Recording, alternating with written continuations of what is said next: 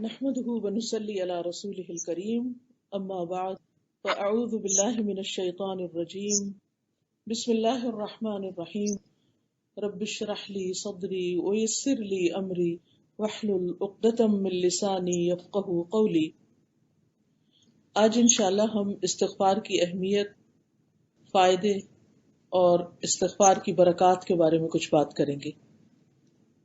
سب سے پہلی بات تو یہ ہے کہ ہم سب انسان بھولنے والے ہیں، خطا کار ہیں، اللہ کے حق میں، بندوں کے حق میں کوتاہی کرنے والے ہیں۔ اس لیے ہم میں سے ہر ایک کے لیے بہت ضروری ہے کہ ہم اپنے آپ کو بہتر بنانے کے لیے اور اپنی غلطیوں کو معاف کرانے کے لیے اللہ سبحانہ تعالیٰ کی طرف رجوع کریں۔ رسول اللہ صلی اللہ علیہ وسلم نے فرمایا ہے، ہر انسان خطا کار ہے اور بہترین خطا کار وہ ہیں جو توبہ کرتے ہیں۔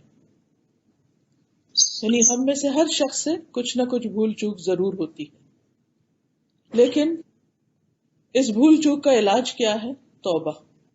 اور توبہ کا مطلب ہے اللہ سبحانہ تعالیٰ کی طرف پلٹنا، رجوع کرنا۔ ہر انسان کے علاوہ مومن سے بھی خطا ہوتی ہے، مومن سے بھی گناہ ہوتا ہے۔ نبی صلی اللہ علیہ وسلم نے فرمایا، ہر مومن سے کوئی نہ کوئی ایسا گناہ سرزد ہو جاتا ہے جس کو وہ وقتاً فوقتاً کرتا رہتا ہے، یعنی باوجود کوشش کے، باوجود عہد کرنے کے، باوجود پکا ارادہ کرنے کے ہم پھر پھسل جاتے ہیں، کچھ نہ کچھ ہم سے غلطی ہو ہی جاتی ہے۔ فرمایا کہ یا کوئی ایسا گناہ ہوتا ہے جس پر وہ قائم رہتا ہے، یعنی کچھ گناہ ایسے ہوتے ہیں کہ جو انسان تھوڑی دیر کے لیے کرتا ہے، اس کو فوراً خیال آتا ہے اور اس کو چھوڑ دیتا ہے، لیکن کچھ گناہ ایسے ہوتے ہیں کہ جن پر وہ جمع ہی رہتا ہے، وہ اس کو نہیں چھوڑتا حتیٰ کہ وہ دنیا چھوڑ جاتا ہے، یعنی موت تک وہ اپنی اس غلطی میں پڑا رہتا ہے۔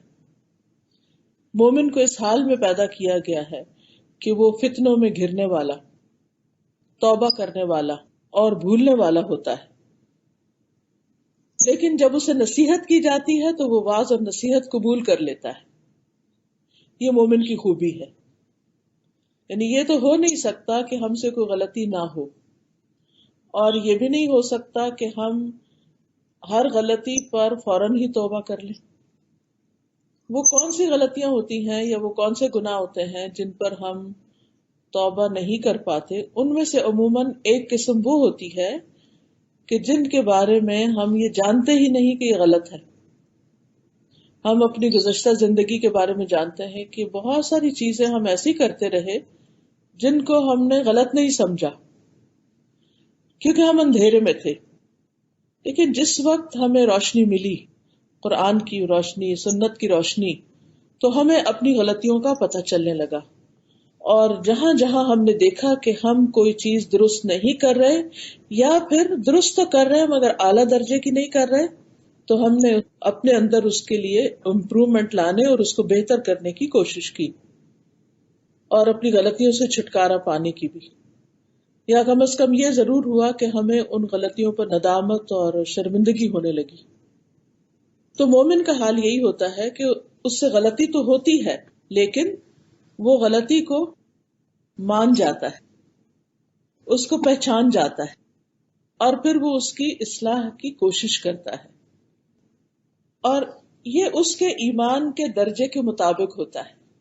جس کا ایمان جتنا زیادہ ہوتا ہے اس کے اندر یہ احساس، یعنی اپنی غلطی پر ندامت اور شرمندگی کا احساس اتنا ہی زیادہ ہوتا ہے، اور جس کے اندر ایمان کم ہوتا ہے اس کے اندر وہ سیلف ریئلائزیشن اور اپنی غلطی کی پہچان اور پھر اس کے اوپر ندامت اور اس کو دور کرنے کے لیے ارادہ اور کوشش وہ بھی کم ہی ہوتی ہے۔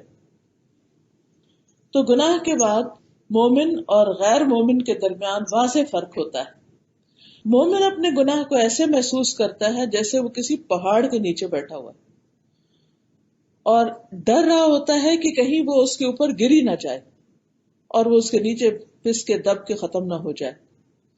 اور فاسق اور فاجر کا حال یہ ہوتا ہے کہ وہ اپنے گناہ کو مکھی کی طرح ہلکا سمجھتا ہے کہ وہ اس کے ناک کے پاس سے گزری اور اس نے اپنے ہاتھ سے یوں اس کو اشارے سے دور کر دیا، یعنی اس کو گناہ کی شدت کا احساس نہیں ہوتا، اس پر شرمندگی نہیں ہوتی، یعنی اس کو خیال ضرور آتا ہے کہ یہ غلط ہے، لیکن کوئی بس خیال آتا ہے اور چلا جاتا ہے، اس کے اندر سے ایک آواز اٹھتی ہے لیکن وہ اس کو دبا دیتا ہے اور اس کی پرواہ نہیں کرتا۔ لیکن مومن پریشان ہوتا ہے اور وہ توبہ کرنے کی طرف لپکتا ہے، کیونکہ اس کو یہ معلوم ہے کہ اس کا ایک رب ہے جو گناہوں کو معاف کرتا ہے، اور اسے غلطی کرنے کے بعد جو شرمندگی اور ندامت اور ایک گلٹ ہوتی ہے، اسے دور کرنے کے لیے وہ مدد چاہتا ہے، وہ اپنے رب کی طرف رجوع کرتا ہے، اور پھر وہ اس سے چھٹکارا پاتا ہے تاکہ وہ اس دنیا میں بھی سکون کی زندگی بسر کر سکے اور آخرت میں بھی اطمینان پائے۔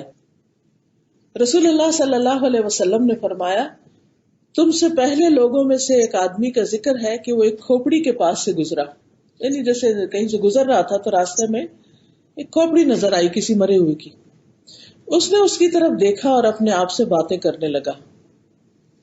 وہ باتیں کیا کر رہا تھا؟ کہنے لگا، اے میرے رب، تو بڑی عظیم ذات ہے اور میں بڑا کمزور ہوں، اور تو بار بار بخشنے والا ہے اور میں بار بار گناہ کرنے والا ہوں۔ پھر وہ اللہ کے سامنے سجدے میں گر پڑا تو ایک غیبی آواز آئی، اسے کہا گیا کہ اپنا سر اٹھاؤ، سجدے سے اوپر کرو، اور کہا گیا کہ تو بار بار گناہ کرنے والا ہے اور میں بار بار بخشنے والا ہوں۔ تو اس نے اپنا سر اٹھایا اور اللہ نے اس کو بخش دیا۔ اب سوال یہ پیدا ہوتا ہے کہ وہ کھوپڑی دیکھ کر وہ ایسی باتیں کیوں کر رہا تھا؟ ہم سب جانتے ہیں کہ ہم جتنا بھی غافل رہیں، موت کو بھولے رہیں، لیکن اگر قبرستان کے پاس سے گزر ہو تو سوال ہی پیدا نہیں ہوتا کہ ہمیں اپنی موت یاد نہ آئے، اپنا مرنا یاد نہ آئے اور اپنی قبر یاد نہ آئے۔ اسی طرح اگر کسی کی میت پر جائیں تو وہاں بھی لازماً اس کو دیکھ کر، میت کو دیکھ کر یا کفن کو دیکھ کر یا اور اسی طرح کی چیزیں جو ہے متعلقہ، اس کو دیکھ کر ضرور یاد آتی ہے اپنی موت۔ اگر ریئل میں نہ بھی دیکھے، کوئی ویڈیو کلپ دیکھ لے یا کوئی ایسا میسج پڑھ لے جس میں موت کا ذکر ہو تو خیال آتا ہے۔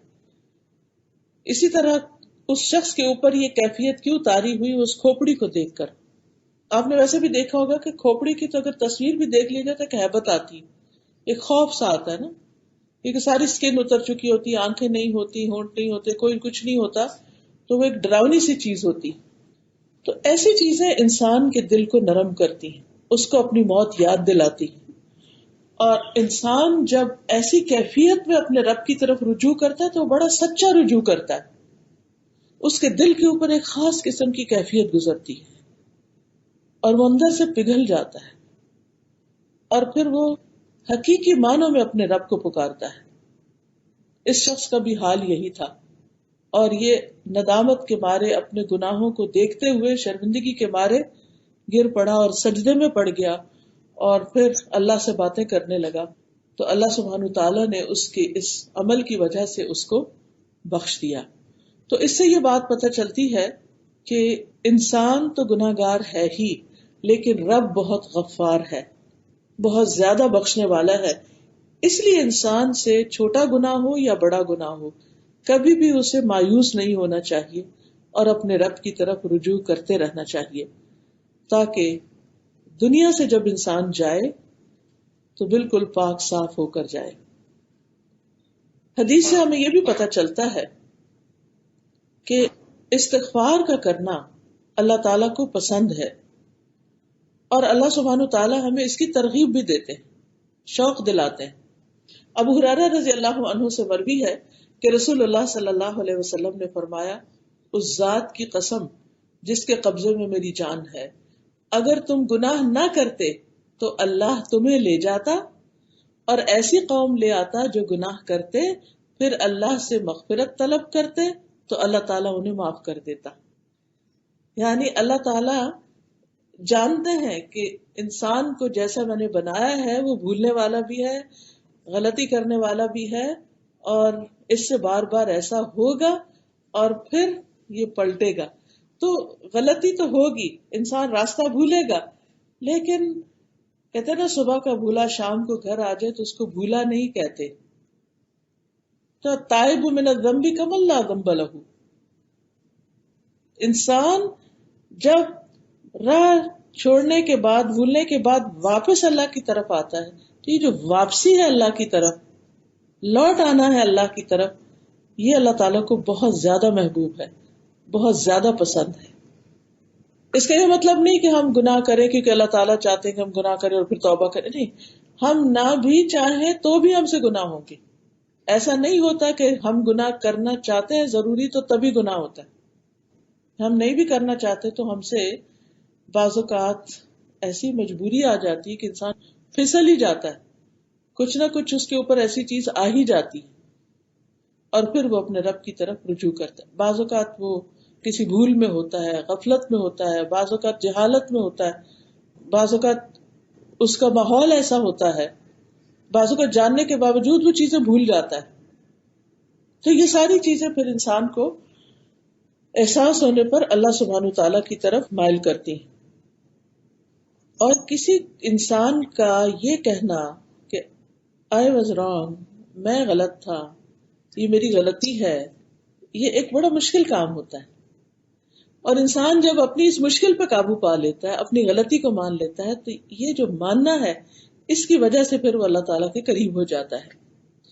قرآن مجید میں اللہ تعالیٰ فرماتے ہیں افلا یتوبون الی اللہ ویستغفرونہ, کیا وہ اللہ کے حضور توبہ نہیں کریں گے اور اس سے بخشش نہیں مانگیں گے. واللہ غفور الرحیم, حالانکہ اللہ بخشنے والا اور رحم کرنے والا ہے. یعنی اللہ سبحانہ تعالیٰ اس بات کی دعوت دیتے ہیں کہ آؤ اور مجھ سے بخشش طلب کرو. ہم جتنے بھی انبیاء علیہ السلام ہیں ان کی زندگیوں کو دیکھتے ہیں تو ہمیں یہ نظر آتا ہے کہ وہ تمام انسانیت کے اعلیٰ درجے پر ہوتے ہوئے عام انسانوں سے, مومنوں سے بلند مقام رکھتے ہوئے بھی اپنے رب کی طرف رجوع کرتے ہیں اور ہر موقع پر رجوع کرتے ہیں. ہم سب جانتے ہیں کہ آدم علیہ السلام جو ہم سب کے باپ ہیں, ان سے جب بھول ہوئی تھی تو انہوں نے کیا کیا, انہوں نے فَتَلَقَّى آدَمُ مِن رَبِّهِ كَلِمَاتٍ فَتَابَ عَلَيْهِ إِنَّهُ هُوَ التَّوَّابُ الرَّحِيمُ. آدم علیہ السلام نے اپنے رب ہی سے کلمات سیکھے اور اللہ سے استغفار کی تو اللہ تعالیٰ ان کی طرف متوجہ ہوئے اور ان کو معاف کر دیا. اس میں انہوں نے کیا کہا, ربنا ظلمنا انفسنا وَإِن لَّمْ تَغْفِرْ لَنَا وَتَرْحَمْنَا لَنَكُونَنَّ مِنَ الْخَاسِرِينَ. تو اللہ سبحانہ تعالیٰ نے ان کی بخشش فرما دی, اللہ ان سے راضی ہو گیا. اس کے بعد ہم دیکھتے ہیں ابراہیم علیہ السلام کو جو اللہ کے دوست تھے. قرآن مجید میں آتا ہے وَاتَّخَذَ اللَّهُ إِبْرَاهِيمَ خَلِيلًا, اللہ تعالیٰ نے ابراہیم علیہ السلام کو اپنا دوست بنایا. اللہ کو کسی دوست کی ضرورت نہیں, لیکن یہ ان کو عزت بخشی ان کی قربانیوں کی وجہ سے اور ان کو دوست کہا اور خلیل کہا. اتنا بڑا آنر ملنے کے باوجود بھی. اور پھر ایک اور جگہ پر آتا ہے انی جاعلک للناس اماما, میں تجھے سب لوگوں کا امام بنانے والا. اسی طرح کچھ اور انعامات بھی ابراہیم علیہ السلام پر ہوئے, ان کی دعائیں قبول ہوئیں, لیکن ان کی عاجزی اور انکساری کا حال دیکھیے کہ کس طرح وہ اپنے رب سے استغفار کرتے ہیں اور توبہ کرتے ہیں. وہ کہتے ہیں والذی اطمع ان یغفر لی خطیئتی یوم الدین, وہ ذات جس سے میں توقع رکھتا ہوں کہ قیامت کے دن میری خطائیں معاف کر دے گا. یعنی انہیں بھی اپنی خطاؤں کا احساس ہے. حالانکہ انبیاء علیہ السلام کے ساتھ تو اللہ کا وعدہ ہے ان کی بخشش کا, لیکن اس کے باوجود انہیں اس بات کا احساس ہے. اس سے یہ بھی سمجھ میں آتا ہے کہ جس انسان کے اندر جتنا ایمان ہوگا, جتنی روشنی ہوگی, جتنی اویئرنیس ہوگی, جتنا تقوی ہوگا, اتنی ہی زیادہ اس کو اپنی بخشش کی فکر بھی ہوگی.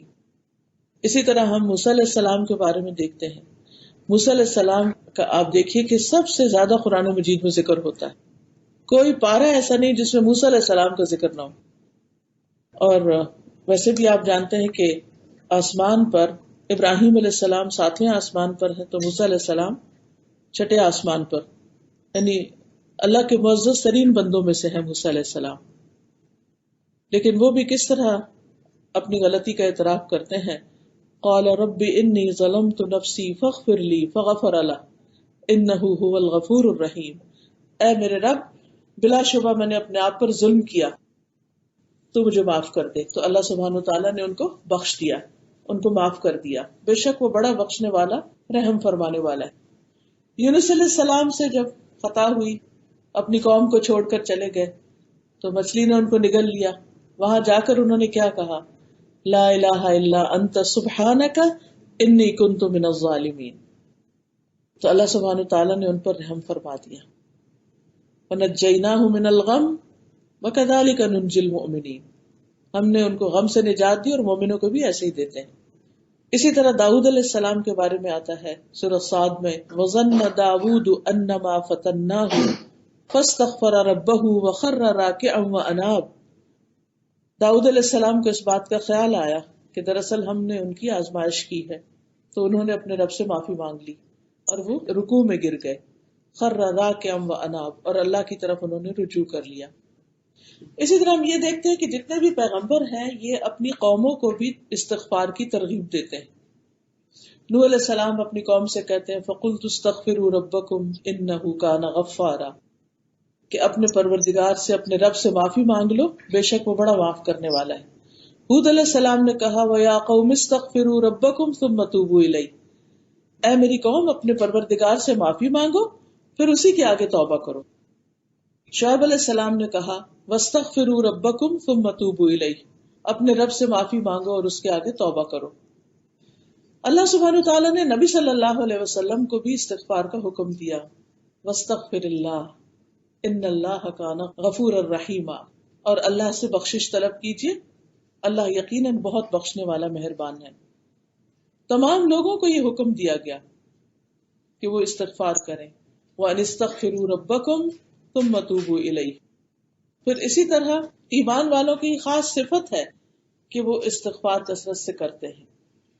سورۃ السجدہ میں آتا ہے کانوا قلیلا من اللیل ما یہجعون وبالاسحار هم یستغفرون، کہ وہ راتوں کو کم سوتے ہیں اور سحری کے وقت استغفار کرتے ہیں، یعنی تہجد کے وقت وہ اللہ سے اپنے گناہوں کی معافی مانگتے ہیں.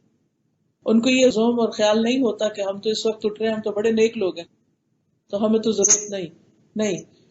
جو جتنا اپنے رب کے قریب ہوتا ہے، اللہ کی عظمت کو پہچانتا ہے، اس کے گرینڈر کو اور اس کی بڑائی کو اور اس کی حکمت کو اور اس کے علم کی وسعتوں کو، وہ اتنا ہی زیادہ اپنی کوتاہیوں کو دیکھنے والا ہو جاتا ہے اور پھر وہ اس سے توبہ کرتا ہے. اور یہ بھی یاد رکھیے کہ جو اللہ سے معافی کی امید رکھتا ہے اسی کو معافی ملتی. یہ نہیں کبھی بھی سوچنا چاہیے کہ میری تو معافی ہو نہیں سکتی، میرا گناہ نہیں معاف ہو سکتا، مجھے نہیں اللہ بخشے گا. یہ کبھی بھی نہ سوچے، نا امید نہ، مایوس نہ ہو. رسول اللہ صلی اللہ علیہ وسلم نے فرمایا، اللہ تبارک و تعالیٰ فرماتا ہے اے ابن آدم، جب تک تو مجھے پکارے گا اور مجھ سے پر امید رہے گا میں تجھے بخشتا رہوں گا. جو بھی کوئی گناہ ہوں گے ان کی میں کوئی پرواہ نہیں کروں گا. اے ابن آدم، اگر تیرے گناہ آسمان کی بلندیوں تک پہنچ جائیں، اور آپ کو معلوم ہے کہ زمین سے آسمان کا فاصلہ 500 سال کے برابر ہے، تو پھر مجھ سے بخشش طلب کرے تو میں پرواہ کیے بغیر تجھے بخش دوں گا. اتنے زیادہ گناہ ہے کہ آسمان تک چلے گئے. اے ابن آدم، اگر تو زمین بھر گناہ کر لے، یعنی پوری زمین تیرے گناہوں سے بھر جائے، اور پھر تو میرے پاس آئے اس حال میں کہ میرے ساتھ کسی کو شریک نہیں ٹھہرایا، تو میں تجھے ان گناہوں کے بقدر بخش دوں گا. اللہ سبحانہ تعالیٰ کی بخشش اور رحمت جو ہے وہ بہت وسیع ہے. تو کسی برے سے برے انسان کو، کسی غلط سے غلط انسان کو، انتہائی گناہگار انسان کو مایوس نہیں ہونا چاہیے، توبہ کر کے رب کی طرف پلٹ جانا چاہیے. اسی میں بندے کی اصلاح ہے، اسی میں اس کی دنیا اور آخرت کی بھلائی ہے. شیطان انسان کو مایوس کرتا ہے اور وہ کیا چاہتا ہے کہ انسان اللہ سے مایوس ہو اور وہ اللہ کی طرف نہ پلٹے اور گناہوں میں اور آگے سے آگے جائے. جب ہمارے دل میں یہ خیال آتا ہے نا کہ معافی نہیں ہو سکتی، تو پھر انسان کہتا ہے کہ جہنم میں تو جانا ہی ہے، چلو دنیا میں تو عیش کرو. تو یہ چیز اسے گناہوں پر اور دلیر کر دیتی. لیکن جب انسان کو معافی کا یقین ہوتا ہے تو پھر انسان اللہ کی طرف رجوع کرتا چلا جاتا ہے. اور یہ یاد رکھیے کہ جو شخص اللہ کو پہچانتا ہے وہ کبھی مایوس ہو نہیں سکتا. ابو ہریرہ کہتے ہیں میں نے نبی صلی اللہ علیہ وسلم کو فرماتے ہوئے سنا کہ ایک بندے نے بہت گناہ کیے اور کہا اے میرے رب میں تیرا ہی گناہ گار بندہ ہوں تو مجھے بخش دے. اللہ رب العزت نے فرمایا میرا بندہ جانتا ہے کہ اس کا کوئی رب ہے جو گناہ معاف کرتا ہے اور گناہ کی وجہ سے سزا بھی دیتا ہے، تو میں نے اس بندے کو بخش دیا. یعنی جو مجھ سے امید اور خوف کی حالت میں معافی مانگنے کے لیے آیا میں نے اس کو بخش دیا. پھر اسی طرح ایک اور جگہ پر آتا ہے رسول اللہ صلی اللہ علیہ وسلم نے فرمایا ابلیس نے اپنے رب عز و جل سے کہا مجھے تیری عزت و جلال کی قسم میں تیرے بندوں کو اس وقت تک گمراہ کرتا رہوں گا جب تک ان کے جسم میں روح رہے گی. آخری وقت بھی وہ انسان کو بہکاتا اور برغلاتا ہے. اللہ عز و جل نے فرمایا کہ مجھے اپنی عزت و جلال کی قسم جب تک وہ مجھ سے معافی مانگتے رہیں گے میں بھی انہیں معاف کرتا رہوں گا. اس لیے انسان کو آخری وقت تک استغفار کرتے رہنا چاہیے. تو استغفار کے کچھ فائدے بھی ہیں. گناہوں کی معافی کے علاوہ سب سے پہلی بات یہ ہے کہ انسان کو پاک کرتا ہے، انسان کا بوجھ ہلکا کرتا ہے. گناہ کا اپنا ایک بوجھ ہوتا ہے جس کو وزر بھی کہتے ہیں نا. تو یہ جو بوجھ ہوتا ہے نا انسان کے دل دماغ پر حتیٰ کہ اس کے جسم کو بھی بوجھل بوجھل محسوس کرواتا ہے. انسان کوئی کام ایکٹیولی پوری نشاط کے ساتھ کر نہیں پاتا. جب اسے احساس ہو جائے اس کے اوپر ایک ڈپریشن سا آ جاتا ہے. تو غلطی تو انسان سے ہوتی ہے، اور اگر کوئی انٹینشنلی غلطی نہیں بھی کر رہا تو اللہ کے حق میں جو کمی ہو جاتی، ہمارے ذکر میں جو کمی ہو جاتی، ہمارے منہ سے بھول چوک کے جو الفاظ ایسے نکل جاتے ہیں، یہ ساری چیزیں جو ہیں یہ انسان کو اس بات کا پابند کرتی ہیں کہ وہ اللہ سبحانہ و تعالیٰ کی طرف رجوع کرے. تو پہلی بات یہ ہے کہ استغفار انسان کو پاک کرتی ہے.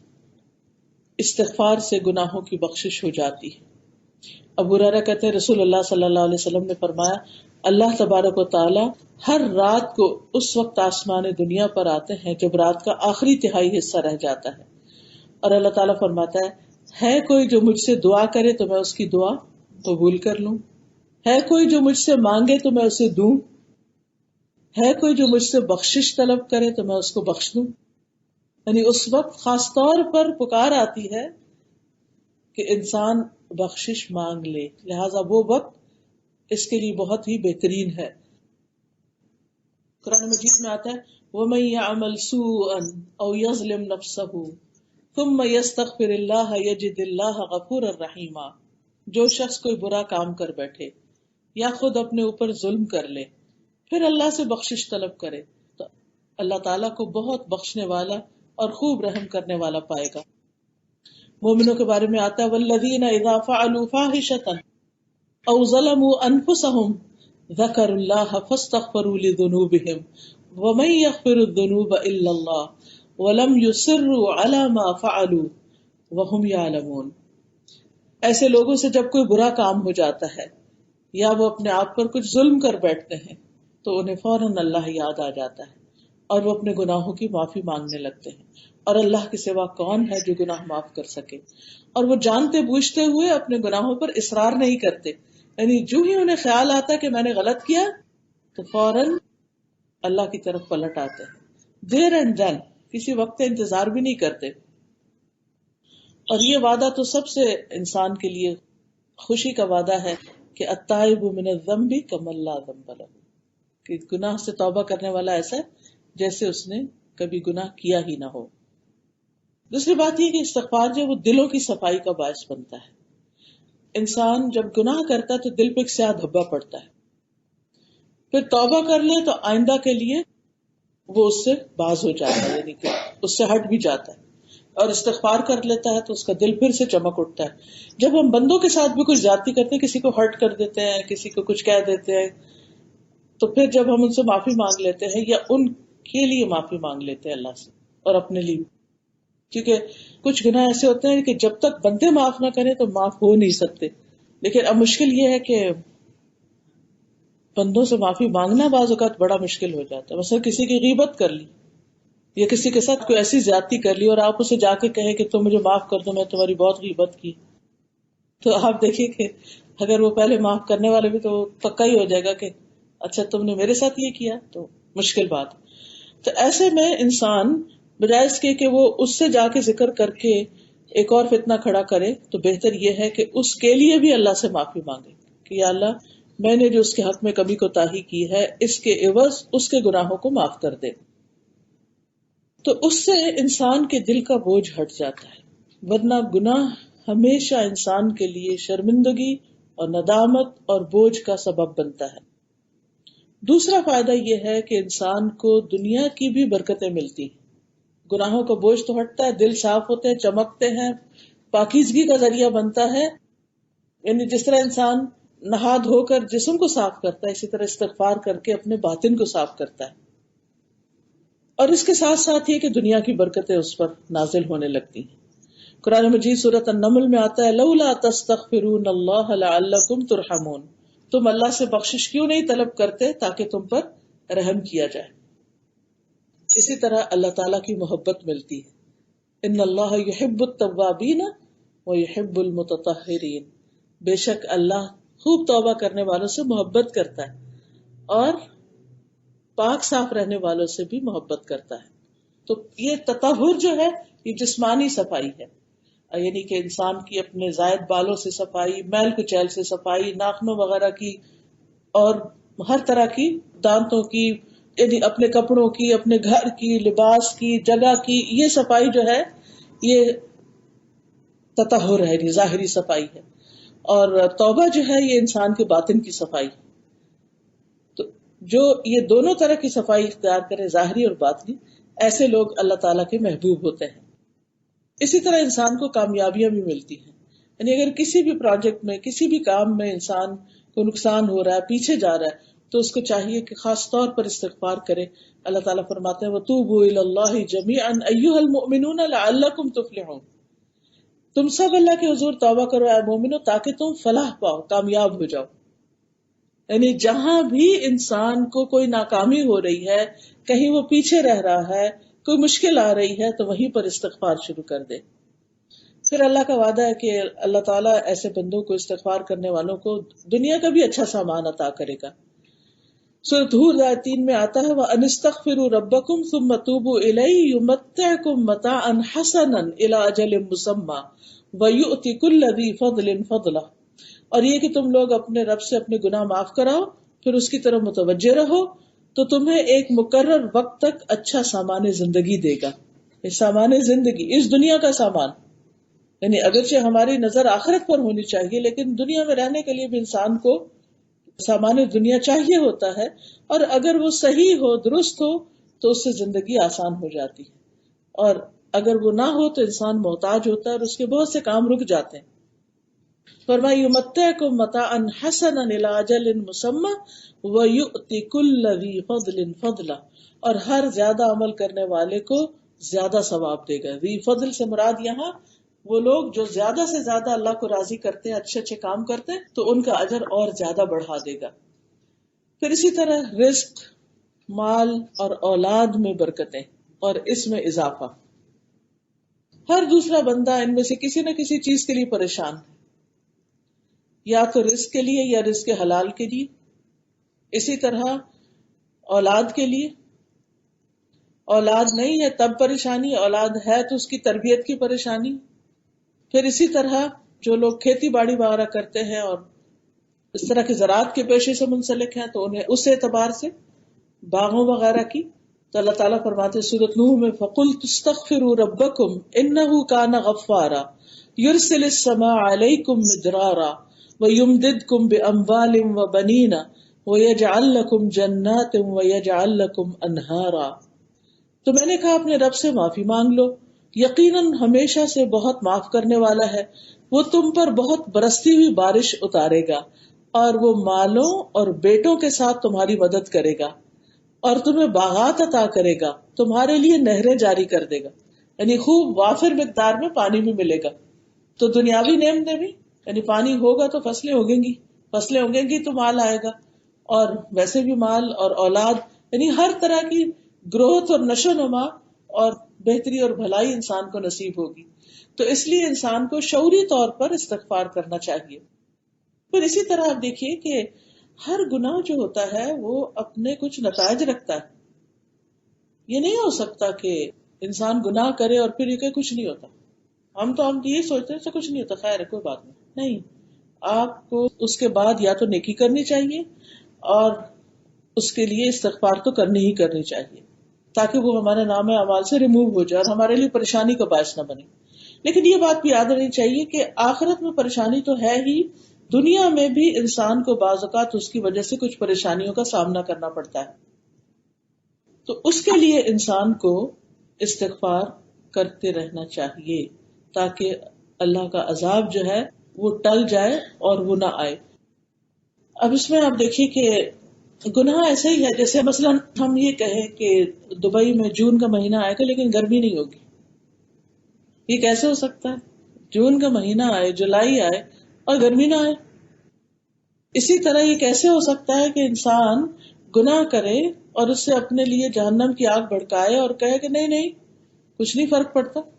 نہیں، گناہ سے فرق تو ضرور پڑتا ہے، یعنی اس کے اپنے کانسیکوینسز ہیں ہی ہیں. ان سے بچنے کے لیے استغفار کی ضرورت ہے ہمیں. اب دیکھیں آندھی چلے تو یہ کیسے ہو سکتا ہے کہ انسان کو اس کی مٹی کا اثر نہ ہو اور گھر کی صفائی کی ضرورت نہ ہو یا انسان کو خود نہانے دھونے کی ضرورت نہ ہو؟ یہ تو نہیں ہو سکتا. تو پھر اسی طرح ہم سے جو گناہ ہو تو اس سے بچنے کے لیے اور ان کے برے نتائج سے بچنے کے لیے وَنَعُوذُ بِاللَّهِ مِن شُرُورِ أَنفُسِنَا وَمِن سَيِّئَاتِ أَعْمَالِنَا، کہ ہمارے اعمال کی جو برائیاں ان کے شر سے بچنے کے لیے ہم اپنے آپ کو اللہ کی پناہ میں دیتے ہیں، اللہ کی طرف رجوع کرتے ہیں اور استغفار کرتے ہیں. پھر اسی طرح یہ ہے کہ بعض بیماریوں کا علاج بھی استغفار میں ہے. اچھا، یہ جو عذاب سے بچنے کے بارے میں آتا ہے تو حدیث میں آتا ہے انسان جب تک اللہ عز و جل سے استغفار کرتا ہے اس وقت تک اللہ کے عذاب سے محفوظ رہتا ہے، عذاب نہیں آتا. قرآن مجید میں بھی آتا ہے نا وَمَا كَانَ اللَّهُ لِيُعَذِّبَهُمْ وَأَنْتَ فِيهِمْ وَمَا كَانَ اللَّهُ مُعَذِّبَهُمْ وَهُمْ يَسْتَغْفِرُونَ. اللہ انہیں عذاب دینے والا نہیں جب تک وہ استغفار کرتے رہیں گے.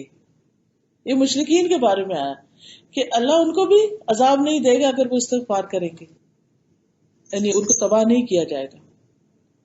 اسی پر ہم سب اپنے آپ کو بھی دیکھ لیں. پھر اسی طرح بیماریوں کا علاج، قتادہ کہتے ہیں کہ یہ قرآن تمہیں تمہاری بیماری اور علاج بتاتا ہے. گناہ بیماری ہے اور استغفار ان کا علاج ہے. بیماریاں دو طرح کی ہوتی ہیں نا، ایک جسمانی بیماریاں ہوتی ہیں اور ایک روحانی بیماریاں ہوتی ہیں. اور آج آپ دیکھیں دنیا میں جسمانی بیماریوں کی نسبت ذہنی، نفسیاتی اور روحانی بیماریاں کہیں زیادہ ہیں. ہر دوسرے گھر میں جادو کا مسئلہ ہے، ہر تیسرے شخص کو نظر کا مسئلہ ہے، کہیں کوئی شر ہے کہیں کوئی فساد ہے. اور آپ دیکھیں کہ لوگ ٹیسٹ پہ ٹیسٹ کرواتے جاتے ہیں لیکن کوئی بیماری ڈائگنوز نہیں ہوتی بعض اوقات، اور جب ہوتی نہیں کوئی علاج ہی نہیں ہوتا. تو یہ کون سی بیماریاں ہیں؟ یہ عام طور پر اپنے ہی غفلت اور گناہوں کی بیماریاں ہوتی، اور ان سے نجات کے لیے ضروری ہے کہ انسان اللہ کی طرف رجوع کرے. آپ دیکھیں کہ جنات کی وجہ سے جنات یا شیاطین کو ہمارے اوپر حملہ آور ہونے کا موقع کب ملتا ہے؟ جب ہم اللہ کے ذکر سے، اپنی عبادت سے، طہارت سے غافل ہوتے ہیں تو وہ اٹیک کر دیتے ہیں. تو اس کا علاج کیا ہے کہ انسان پھر اللہ سے توبہ کرے، استغفار کرے اور اپنی عبادت زیادہ کر دے. یہ جو علاج بتاتے ہیں نا اتنا دفعہ یہ وظیفہ پڑھ لو، یہ دعا پڑھ لو، یہ منزل پڑھ، یہ بھی دراصل کیا ہے کہ ایکسٹرا عبادت کرو. وہ ایکسٹرا عبادت کمپنسیٹ کرتی ہے اس کمی کو جو ہم پہلے کر چکے ہوتے ہیں.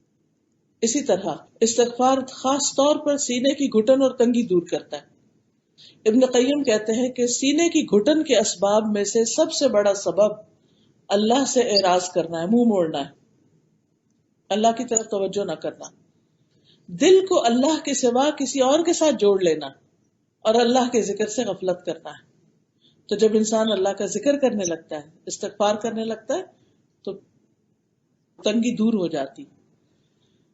اور وہ کہتے ہیں کہ ہمیشہ دل سے سچا استغفار نکلتا رہتا ہے اور دل کی تندرستی اور سلامتی کو لوٹا دیتا ہے. یعنی کبھی آپ کو محسوس ایسا ہوتا ہے نا کہ انسان کے اندر ایک خاص اطمینان اور سکون ہوتا ہے.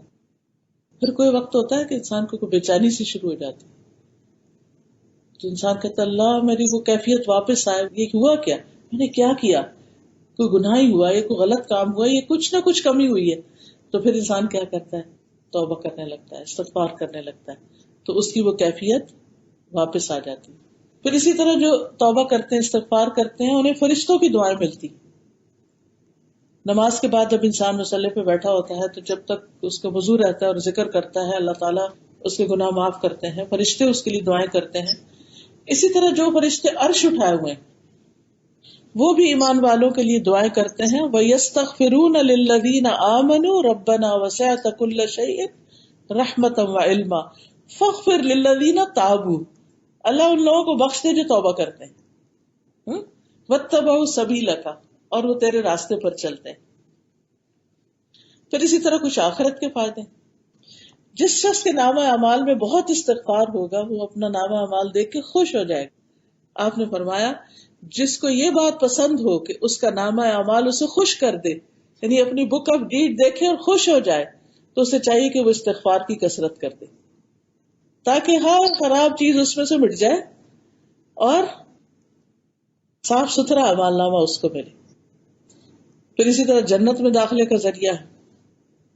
یا ایھا الذین آمنوا توبوا الی اللہ توبۃ نصوحا عسیٰ ربکم ان یکفر عنکم سیئاتکم ویدخلکم جنات تجری من تحتها الانہار. اے ایمان والو اللہ سے توبہ کرو، خالص توبہ. تمہارا رب قریب ہے کہ تم سے تمہاری برائیاں دور کر دے اور تمہیں ایسے باغوں میں داخل کرے جن کے نیچے نہریں بہتی ہیں. اسی طرح جہنم سے بچنے کا ذریعہ ہے. رسول اللہ صلی اللہ علیہ وسلم نے فرمایا اے عورتوں کے گروہ صدقہ کرتی رہا کرو اور کثرت سے استغفار کرو، کیونکہ میں نے دوزخ میں جانے والوں میں سے زیادہ تر عورتوں کو دیکھا ہے.